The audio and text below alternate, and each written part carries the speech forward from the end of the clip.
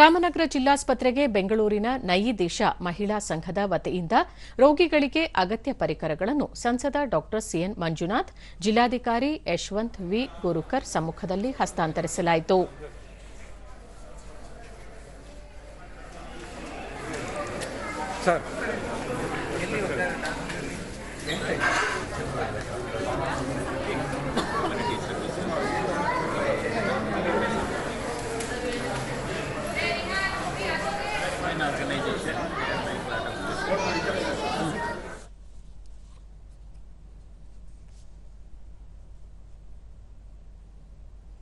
ದೂರದರ್ಶನದೊಂದಿಗೆ ಡಾ ಸಿಎನ್ ಮಂಜುನಾಥ್, ಜಿಲ್ಲಾಸ್ಪತ್ರೆಯಲ್ಲಿ ಜನಸಾಮಾನ್ಯರಿಗೆ ಉತ್ತಮ ಗುಣಮಟ್ಟದ ಚಿಕಿತ್ಸೆ ಒದಗಿಸಲಾಗುತ್ತಿದೆ.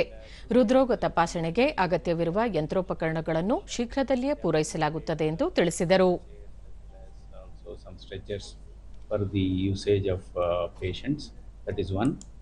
And there are some issues. This hospital needs echocardiography machine.